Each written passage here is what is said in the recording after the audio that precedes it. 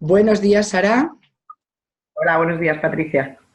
Aquí estamos de nuevo en un programita más, en un vídeo más, con nuestra matrona de referencia, con Sara León, que ya Aquí casi estamos. todas la conocéis. Algunas ya me preguntan, ay, ¿cuándo vas a hacer un vídeo con Sara sobre no sé qué?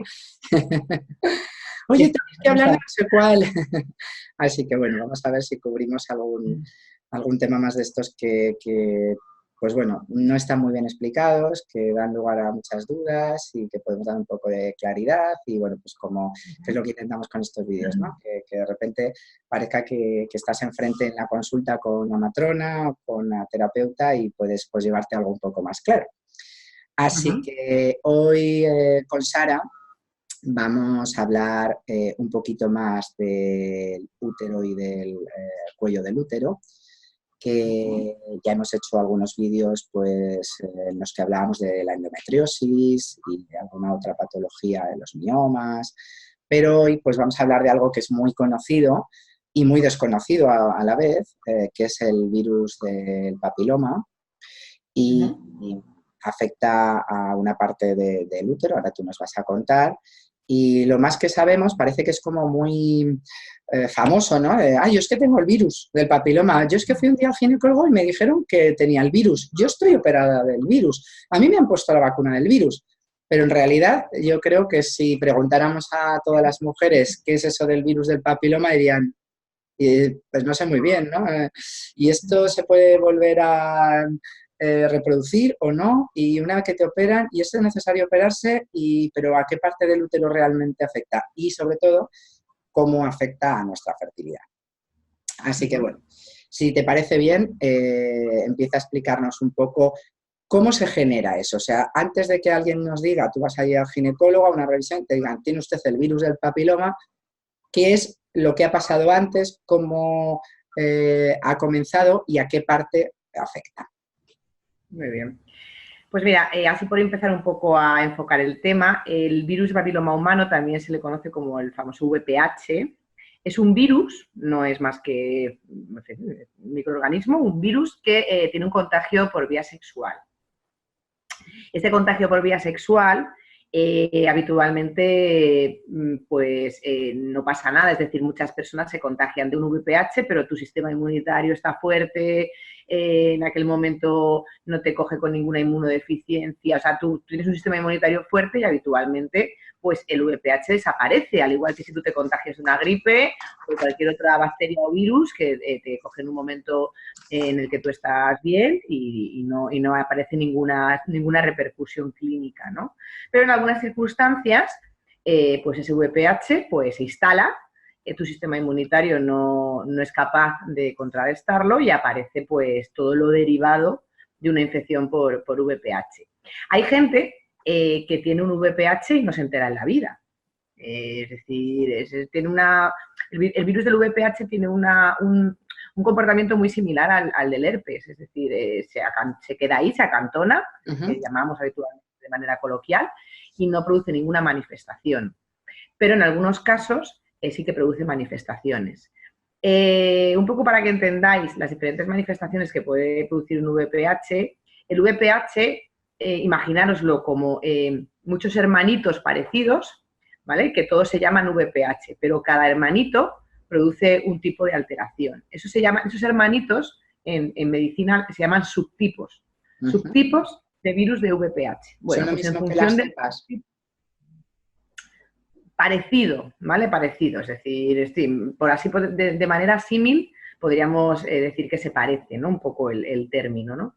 Entonces, en función del tipo de VPH que tú has adquirido, que te has cogido, hay unas manifestaciones o hay otras, ¿vale? No siempre el virus del VPH produce la misma clínica. Lo que sí que es cierto es que habitualmente, en el tanto por ciento más alto, la clínica es en el aparato genital. Uh ¿Vale? Es -huh. decirlo Vale, o sea, de incluso alguna. ese virus podría afectar a otra parte del cuerpo.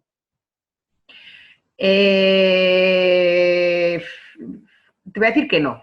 Te voy a decir que no. Te voy a decir que sobre todo la clínica aparece, tiene una predilección especial por el aparato genital, ese Vale. virus en particular. Masculino y femenino.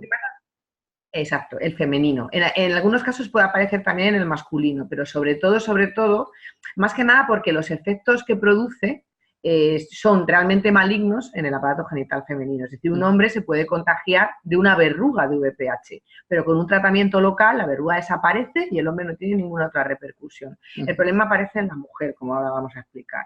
Vale. Lo que te decía, en función del subtipo puede aparecer una clínica u otra. Hay algunos tipos de VPH que lo único que producen son los famosos condilomas o verrugas. Lo que aparecen son como unas verruguitas, generalmente pues en la zona de la vulva, en la zona del ano. Esas verrugas no suelen picar, pero sí que es cierto que pueden molestar porque a veces sangran al contacto. Entonces tú te aparece como un grano, ¿no? Que es lo que la gente suele decir, en la vulva, en el labio o lo que sea, tú vas al médico y el médico, pues al verlo, tiene además una morfología muy característica porque parecen como racimos a veces. Es decir, es como, una vez que ves uno, como que no se te olvida, ¿no? Ya ves y dices, esto es un VPH, ¿no? Porque no, son como muchos granitos así como seguidos que tienen que hacerse forma de racimo. Entonces tú lo ves y dices, esto es un condiloma. ¿Vale? Entonces, el condiloma la verdad es que se trata bastante bien, es decir, se te aplica generalmente una crema o un líquido especial que hay y habitualmente desaparece sin mayor repercusión. Lo que pasa que como muchas veces tenemos que, claro, tú dices, pues esto lo ha contaminado un tipo de VPH, pero como a veces las familias esas van juntas, pues los hermanitos van juntos, pues tienes que seguir haciendo pruebas para ver si ese virus realmente ha infectado al cuello del útero y ha producido pues lo que ahora pasamos a explicar si quieres un poquillo, que es principalmente el principal problema que tiene el VPH, que es el cáncer de cuello de útero, ¿vale? Que solamente es en el aparato genital femenino, claro. Vale, o sea que cuando hablamos de lesiones del virus del papiloma, o bien tenemos una parte más leve, que son el condiloma, e incluso entiendo que más externa. Exacto, más externa, siempre de manera externa, o sea, siempre aparece, o sea, es visual. Vale. O podemos ir a una parte más interna y dar esa lesión de cuello de útero bueno, que puede llegar incluso hasta un cáncer de útero. Correcto, que es el principal problema que tiene el VPH. Entonces, si nos imaginamos el útero como una pera invertida, que yo creo que alguna vez cuando hemos hablado del útero lo hemos visto así, ¿no? Imaginamos una pera invertida, bueno, pues la zona no del cuerpo de la pera, sino de donde está el rabito de la pera, esa sería el cuello uterino, ¿no? O sea, el cuello uterino se accede a través de la vagina. Y ahí es donde se instala el VPH. Entonces, ahí es donde produce una modificación de las células de este cuello uterino y esta modificación de las células, si no se controla y no se vigila, pues puede llegar a producir un cáncer de cuello de útero e incluso en estadios avanzados de ese cáncer, incluso llegar a producir pues metástasis y etcétera, etcétera. O sea, que puede ser mortal. Puede ser mortal. Sí, una cosa que... ¿A qué parte afecta? Es decir, no sé, ¿es la mucosa o cómo es?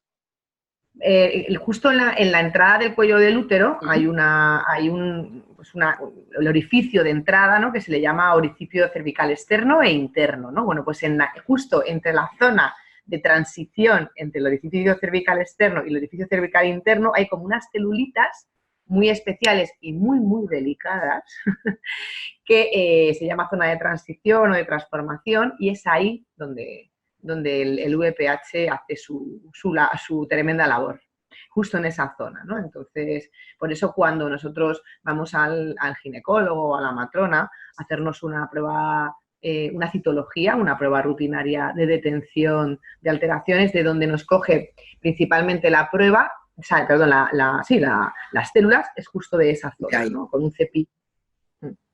Es justo con un cepillito, porque realmente la citología es eso, es una especie como de... Antiguamente la citología se hacía en sólido, pero ahora es en un líquido, entonces el ginecólogo, la matrona, saca como un cepillito, introduce el cepillito dentro de la vagina, alcanzando justo esta zona de la que te hablaba, con el cepillito extrae unas poquitas células de esa zona, lo vuelve a meter en el líquido, lo manda a analizar. Y lo que se analiza precisamente es si esa zona ha sufrido alguna alteración.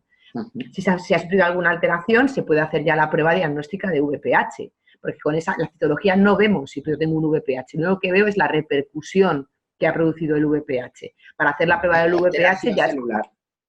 Exacto, la alteración celular. Entonces, para hacer la prueba del VPH es también en la vagina, en esa zona de ahí. Lo que pasa es que es con un bastoncito especial, que también se pone en un medio líquido, se manda al laboratorio y ahí ya sí que te miran si lo que tienes es un VPH o es alteración celular producida por cualquier otra cosa. Vale. También te digo que el cáncer de cuello... No, te decía, no, que el cáncer de cuello de útero en la inmensa mayoría de las veces es por un VPH.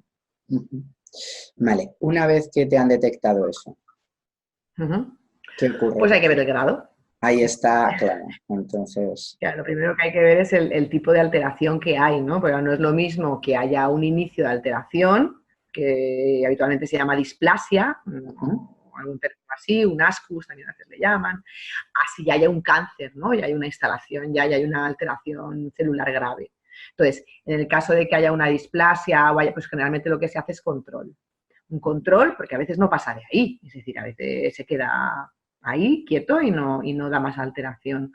Entonces a la mujer se la va citando para revisiones y se va un poco viendo el avance. A veces se puede mandar algún tratamiento así local para disminuir la inflamación, porque a veces también pues, se produce inflamación y la inflamación pues no deja un poco a veces ver bien qué alteración hay, pero vamos, principalmente lo que es control. Y en el caso de que ya aparezca, ya se diagnostique como un cáncer de cuello de útero, pues ya aparecen otra serie de tratamientos. Habitualmente el que más se hace a día de hoy, como el cáncer, una cosa que tiene el cáncer de cuello de útero, es que dentro de los cánceres malignos, esto va a sonar un poco mal, pero no es de los peores, que cáncer maligno siempre es malo, ¿no? Pero no es de los... No es bueno, no es, pero no es de los más agresivos, quiero decir. Se pilla muchas veces en in situ, que se llama, es decir, el cáncer de cuello de útero generalmente se queda en el sitio. Es muy raro que el cáncer de cuello de útero haga metástasis. ¿Las puede hacer? Sí, las puede hacer. Pero habitualmente, cuando se diagnostica a una mujer de cualquier cáncer puede hacer una metástasis, porque cualquiera, pero hay... Exacto, pero que hay cánceres que es como que más rápido, no sé por qué, tú eso sabrás mucho más, pero que es más rápido que haga metástasis. En cambio, el cáncer de cuello de útero generalmente se suele quedar ahí acantonado en la zona, ¿no? Y habitualmente tú ves metástasis cuando son mujeres que a lo mejor llevan como 20 años y tienen una revisión, ¿no? Entonces, claro, eso no se lo han visto en la vida, pero con los métodos que tenemos de revisión actualmente aquí en España, pues es muy raro que una mujer desarrolle metástasis. Entonces, como es un cáncer muy localizado en esa zona de ahí, lo que se hace habitualmente es extraer, ¿vale? Parte de ese cuello de útero donde está la lesión, ¿no? Entonces, y habitualmente con eso, pues se suelen solucionar la inmensa mayoría de alteraciones, ¿no? Del cáncer de cuello de útero. ¿Qué repercusión tiene esta patología en la fertilidad? Bien, desde el momento en el que nos lo han diagnosticado, o bien si no nos lo han diagnosticado y nos quedamos embarazadas, o cómo impide el quedarnos embarazadas, o si no influye, si es algo que cuando nos operan hay menor posibilidad de quedarte embarazada. Creo que hay muchas dudas en torno a esto. Sí. Bueno, realmente el VPH como tal no produce infertilidad. O sea, no... Él solo, como entidad aislada, como virus aislado, no te produce una infertilidad, ¿no?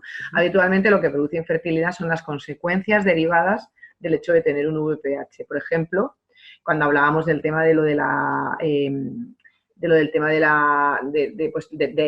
al final, el cuello del útero es por donde entran los espermatozoides para acceder al óvulo. Entonces, en el momento en que ha habido una alteración, ¿no? de ese cuello uterino, pues por lo que sea, pues evidentemente pues pueden aparecer pues dificultades, ¿no? O sea, es más que nada sobre todo es eso, ¿no? Es donde... Y luego, bueno, al final no deja de ser una enfermedad, una infección de transmisión sexual, perdón. Entonces, pues con todo lo que puede generar, ¿no? En la pareja, ¿no? Que te diagnostiquen un VPH. O sea, que yo creo que casi más va a las alteraciones posibles, van más por ahí que por el hecho del virus en sí, que el virus en sí no afecta realmente a la fertilidad. Lo que sí que es cierto es que en algunos casos de algunas mujeres que se les ha operado, más que a lo mejor afectar también a la fertilidad, lo que afecta luego es al transcurso del embarazo. porque no siempre, ¿no? Pero si el cáncer en el cuello del útero es un cáncer bastante grande, es decir, está bastante instalado, hay que quitar una buena porción de cuello de útero y claro, eso al final no deja de ser una parte importante pues para todo el tema del embarazo, del parto, etcétera, etcétera. No siempre es así, pero bueno, siempre que tienes una mujer en consulta que ha sido operada de cáncer de cuello de útero, pues es algo que por lo menos tienes que tener en tu cabeza cuando haces la historia clínica, ¿no? Que esa mujer, pues hay una parte de su cuello de útero que no tiene.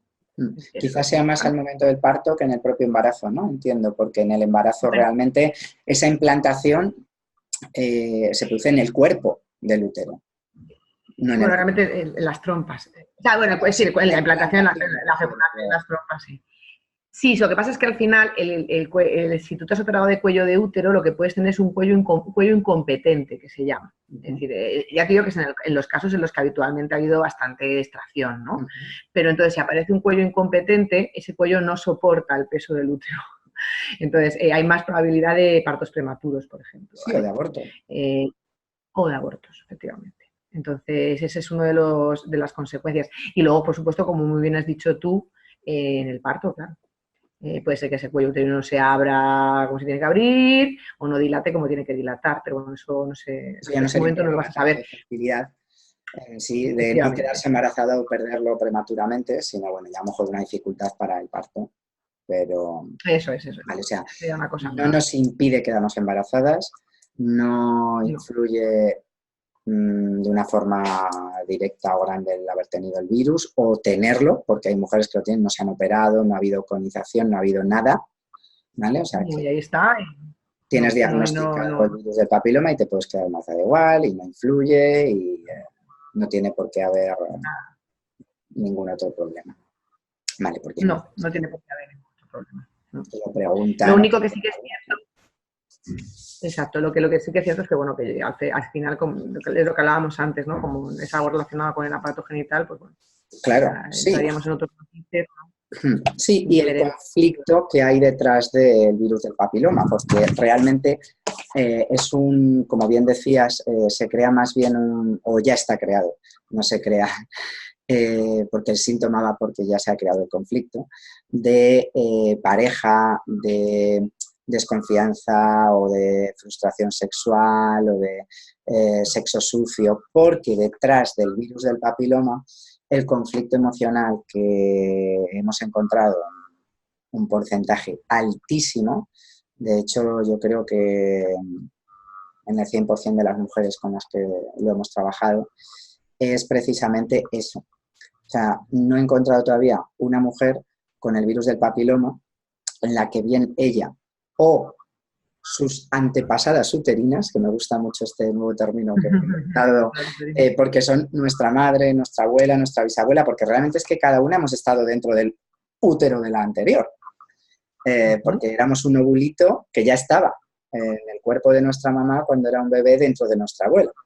Así que conocemos muy bien las memorias uterinas. Y lo que siempre me he encontrado es pues una frustración sexual y una connotación de suciedad en el sexo. Bien, porque nos han engañado o nos hemos sentido engañadas, porque sabemos que nuestra pareja tiene a otra, ha elegido a otra para lo sexual, que hay otra que me puede quitar al macho a nivel sexual. Y entonces hay esta connotación de suciedad y de separación de la pareja a nivel sexual. Porque es como, o sea, quiero estar con mi pareja, pero no quiero estar porque está con otra. Y de hecho el virus, biológicamente hablando, como cualquier microorganismo, es una ayuda. Cualquier microorganismo, un virus, una bacteria, cualquiera, es una ayuda externa porque tenemos millones todos los días. Porque de repente uno se activa, como tú dices, nuestro sistema inmune quizá ha bajado o no está tan preparado, pero además es como si a nivel inconsciente nuestra biología necesitara una ayuda extra para hacer algo que nosotros, por nosotros mismos en ese momento no podemos. Y los microorganismos son una ayuda externa, biológicamente hablando. ¿El virus qué particularidad tiene? Pues una que se alimentan de células muertas. Así que, así como las bacterias se alimentan de células vivas, pues los virus, entonces es en parte un duelo, algo muerto, una separación de algo acabado. De hecho, hay mujeres que han tenido una relación, se ha acabado, y bueno, pues a lo mejor este duelo está sin hacer, ¿no? Y cuando se vuelven a veces incluso a encontrar otra pareja que les gusta o les ilusiona, es cuando se reactiva el virus, como si de repente necesitáramos una ayuda para hacer ese duelo, El duelo. la separación sexual de esa pareja. Entonces, bueno, es un concepto amplio que hay que ver en cada caso porque tiene un montón de matices, pero en realidad hay esa parte de, o de separación sexual de quien realmente quiero o de sexo sucio en general. Y eso lo podemos dar la vuelta y ordenar de 1000 formas, ¿vale? O sea, me siento separada del hombre que quiero, estoy con el hombre que quiero, pero siento que es sucia la relación sexual porque él tiene relaciones fuera de la pareja. Y esto lo he visto heredado de la vivencia de nuestra madre y de nuestra abuela, que además tenemos unos antecedentes un poco abundantes en este sentido, por decirlo de alguna forma, porque hay demasiada historia alrededor de la frustración sexual, la sociedad sexual en nuestras madres, abuelas, bisabuelas, y es que no falla, o sea, es que también me he encontrado con mujeres que a lo mejor tienen mucho deseo sexual o quieren y les hace sentir sucias ese contacto sexual porque, bueno, pues bueno, no está bien visto que le propongamos a nuestra pareja un montón de cosas a nivel sexual que igual hasta nos hace sentir, pues eso, sucias. Y incluso mujeres que han tenido pues, relaciones fuera de la pareja y se sienten sucias por ella, que esto, como todo, es como lo vivimos. No tanto lo que pasa, sino como lo vivimos. Y bueno, pues siempre está esta connotación, ¿vale? Al final suele haber rabia a veces porque no deja de haber una inflamación y esto a veces lleva una connotación de rabia. Y bueno, pues es un poco la parte emocional que nos solemos encontrar detrás del virus del papiloma. A veces no somos nada conscientes, porque a veces cuando decimos esto es como, eso a mí ahora no me pasa, pero es que no te pasa ahora, pero a lo mejor has vivido algún instante en tu vida en la que te ha pasado, o a tu madre o a tu abuela, porque todo nuestro cuerpo ya sabemos que hereda información emocional. ¿Para qué? Para la evolución, para ponernos en alerta, en aviso a algo que otras han vivido, o bueno, simplemente pues lo que decíamos, ¿no? Que lo hemos vivido nosotros de alguna manera, pero ni nos acordamos, porque son instantes, aunque se hayan grabado de forma emocional intensamente, pues luego nos olvidamos, ¿no? A lo mejor tenemos otras parejas, o nos hemos acostumbrado, nos hemos olvidado de esa vivencia, pero nuestro cuerpo no. Así que bueno, eso es un poco lo que... No sé si has conocido muchos casos del virus del papiloma, si te cuadra algún tipo de caso que igual hayas conocido más cercano con este tipo de conflicto emocional.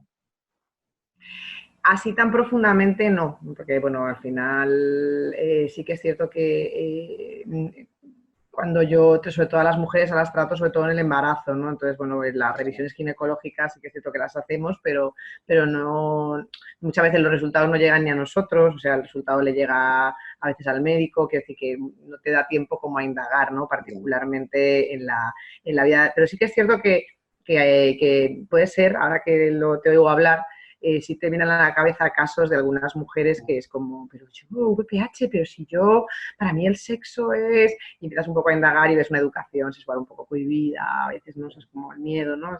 Te dicen, pero ¿por qué yo? Si mi vecina es más, tiene más relaciones, ¿no? Mira, y me pasa a mí, creo que yo... Así que voy con miedo y dices tú, bueno, pues es que a lo mejor realmente el ir con miedo, el tener una educación sexual un poco coercitiva en ese tema, pues precisamente a lo mejor te puede haber ayudado a hacer un VPH, ¿no? Pero bueno, quizás ya te vienen así, me han venido algún flash, ¿no? de algún comentario, ¿no? En consulta relacionado así con eso. O sea, que muy interesante. Creo que sí, sí, importante que contemplemos este tipo de cosas, porque si no, no sabemos ni por qué lo hemos tenido, ni a dónde va, ni qué podemos hacer, que esta es la última parte que creo que debemos hacer, dar algún consejo, alguna...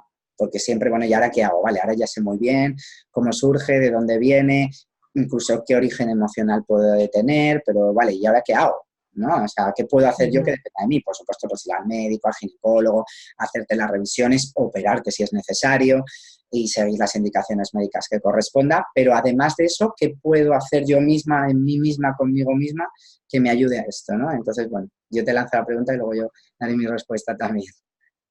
Venga. ¿Qué pueden hacer? ¿Qué puedo Sí se puede hacer? hacer algo, a veces es con la alimentación, a veces es con las prácticas sexuales, a veces es, Hombre, no sé.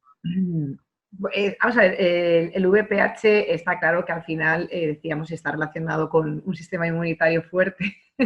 El hecho de que pues tengas pues que te pongas en contacto y desarrolles o no desarrolles la enfermedad, pues evidentemente, pues yo en mi caso, si tuviese que dar algún consejo, iría por ahí, ¿no? O sea, pues intentar, pues eso, pues comer adecuadamente, por ejemplo, evitar los hábitos tóxicos. Sí que es cierto que el VPH está más relacionado con personas que fuman, es un factor de riesgo, parece ser el tabaco, es un factor de riesgo también la toma de anticonceptivos hormonales y es un factor de riesgo también pues las múltiples parejas sexuales, ¿no? Evidentemente esto tiene bastante lógica, ¿no? Cuantas más posibilidades de contagio, pues más contagio, ¿vale? Aunque sí que es cierto que parece ser, también dicen los estudios, y esto, bueno, esto lo voy a decir un poco así por encima porque tampoco te puedo dar datos como tal, ¿no? Pero sí que parece ser que recuerdo a un profesor mío, eso sí me acuerdo, que decía que en el momento en que hayas tenido 2, 3 parejas, más de 2 parejas, ya has tenido algún contacto con VPH. Es decir, que es muy habitual tener un contacto con VPH. No es algo raro. O sea, no necesitas ser una prostituta para tener un contacto con VPH. Es decir, que es un virus que está Que no es y que que está sea en los... súper promiscua. No, que va, que va. Sí que es cierto que está asociado, es un Uh-huh. factor de riesgo, bueno, evidentemente, cuanto más relaciones, pues más probabilidad, pues sí, eso está claro, eso es como, dice, ¿quién tiene el accidente de coche? Pues hay que coger el coche, ¿no? Pues esto es lo mismo, pero sí que parece ser que no necesitas haber tenido 100 parejas, es decir, con tener más de 2, 3 parejas, ya probablemente has estado en contacto, y hombre, a día de hoy, pues es muy habitual que una mujer, en este caso, pues haya tenido más de 2, 3 parejas sexuales, es decir, no es algo raro como hace 50 o 60 años, ¿no? Con lo cual, vaya, que el contagio, o sea, que tu contacto con, ay, el VPH, que no me toque, pero es que... Sí. La cuestión es qué puedo hacer para que no se manifieste. Y luego, bueno, el tema de la vacuna, que no quiero yo que no nos vayamos sin decir alguna cosita de la vacuna, que yo sé que es un tema que preocupa sobre todo a las madres, ¿no? Porque al final esto, Sí, evidentemente, porque ha este habido vídeo también, probablemente no ¿no? lo O esté sea, una mucha niña de 12 años, pero controversia, claro, ¿qué muchas hacemos? ¿Me la pongo, no noticias me la sobre la... pongo? A ver, la vacuna ahora mismo está en calendario vacunal ya, por lo menos en la Comunidad de Madrid. Para decirte otras comunidades tendría que ir a los calendarios, pero vamos, está bastante introducida ya hace muchos años. Es una vacuna que actualmente se pone solo a niñas, aunque se está contemplando la posibilidad de poner también a niños, ¿vale? Con edades depende del sistema inmunitario de la niña, ¿no? Porque si están inmunodeprimidas se pone a veces antes, pero bueno, más o menos anda entre 10, 11, 12, me parece que es la primera vacunación. Pueden ser 2 o 3 dosis, aunque actualmente se utilizan una que es de 2. Y lo que hace esa vacuna es como prevenir el contagio con los subtipos más habituales y más peligrosos, ¿no? Es decir, que no te protege contra todo el VPH, ¿vale? Porque hay muchos subtipos, pero sí que es cierto que previene el contagio con los más. No deja de ser una vacuna y al final, pues las vacunas te protegen en un 90 y tanto por ciento de los casos, pero no siempre, ¿vale? Entonces, también hay que tenerlo en cuenta, ¿no? Ya, yo me he vacunado de sarampión ya, ¿y por qué me cogí el sarampión? Pues porque a Sí, veces porque nada estas es cosas infalible. pasan, pero bueno, sí que es cierto que es una vacuna bastante efectiva y, como digo, se está contemplando la posibilidad de empezar a vacunar a los niños, pero todavía no se está haciendo como tal. Y luego una cosa bastante importante que la gente se confunde, la vacuna es preventiva, no es terapéutica. Es decir, si yo tengo el VPH, ¿me podría poner la vacuna? Sí, claro, pues, comerme una naranja, ¿vale? Es decir, pero me va a hacer probablemente el mismo efecto, porque yo ya he adquirido el VPH. Sí que es cierto que en algunos casos hay algunos ginecólogos y matronas y tal que son bastante pro de ponerla, porque puede prevenir el recontagio. Pero si tú has tenido un VPH, a ti la vacuna realmente no te va a hacer ningún bien. Tampoco te va a hacer ningún mal, pero no te va a hacer ningún bien, ¿vale? Porque realmente es solamente para prevenir el contagio. Exacto, ¿vale? Que yo creo que con eso hay bastante. La gente decía, mira, es que tengo un VPH, a ver si me pongo la vacuna. Bueno, pues es que me han aconsejado que sí. ¿Qué? Entiendo que como cualquier vacuna, ¿no? Que realmente una vez que has pasado la enfermedad o la estás pasando, no tiene sentido ponértela en ese momento. Claro, es lo que te digo, como hay tantos subtipos y tantas familias, ¿vale? Realmente lo que se hace es poner, pues por si acaso, te puede prevenir el contagio con ese tipo del que te estoy vacunando, ¿no? Es decir, es la particularidad que tiene esa vacuna, ¿no? Entonces, bueno, pues podría estar justificada. Yo personalmente, yo creo que ya es una decisión personal, porque en ese caso te la tienes que subvencionar tú. No te la subvenciona la Seguridad Social, ¿vale? Solamente la Seguridad Social la subvenciona cuando, la sanidad, perdón, la subvenciona cuando estamos hablando de niñas pequeñas.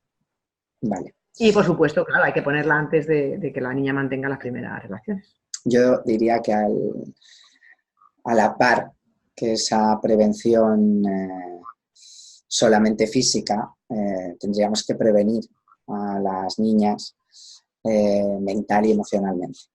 Y tendríamos que enseñarles a cómo vivir la sexualidad, a no sentirse frustradas sexualmente, a no ser la elegida, a tantas cosas que hay en torno a esa frustración sexual o el sexo sucio, que es lo que luego va a desencadenar también a nivel emocional, a la par que el propio virus y el contagio, que en unas se dé y en otras no.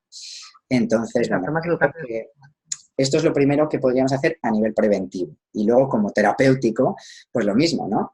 Tendríamos que hacer una revisión de nuestra vida, de cómo hemos vivido la sexualidad, en qué instantes nos hemos sentido como una pi o como la engañada o la frustrada o la sucia. Y en ese momento, bueno, pues vernos, ¿no? Como si nos pusiéramos enfrente de nosotros mismas en ese momento y poder expresar esas emociones que a lo mejor, pues seguro que sí se han dado, no las hemos expresado, y luego, pues bueno, darnos otros recursos, ¿no? Como si fuéramos nuestra propia terapeuta y cambiar un poco esas creencias o ese modo de vivir la sexualidad, y en caso de que nos hayan engañado o que tengamos estos antecedentes, pues bueno, hay que hacer un poco ese trabajo terapéutico, ¿no? Para que no sea en sí la vivencia, sino cómo la estamos viviendo. Así que bueno, sí, esa es nuestra pequeña recomendación para que puedan un poco prevenir, tratar también a otro nivel esta patología.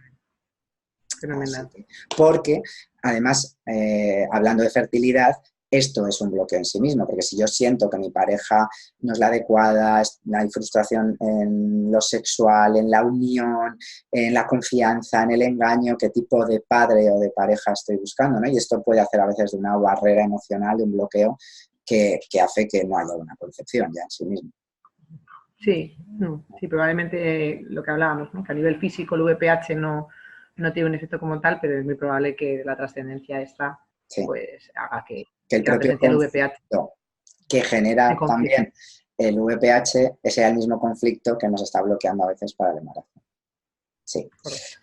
Muy bien, Sara, pues nada, muchísimas gracias por esta super clase de hoy sobre el virus del papiloma y nada, cualquier duda, consulta, aquí abajo pueden encontrar el email, la web, el contacto mío y la forma de llegar a ti. Dejaremos por aquí pues los datos como siempre. No olvidéis dar a suscribiros y a la campanita para que cuando Sara y yo grabemos un vídeo nuevo, pues de repente ¡cling! Sara y Patricia sobre... Por ejemplo, pues ovarios poliquísticos, que vamos a hablar en el próximo vídeo.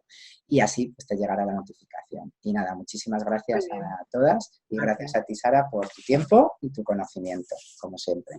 Gracias. Nos vemos pronto.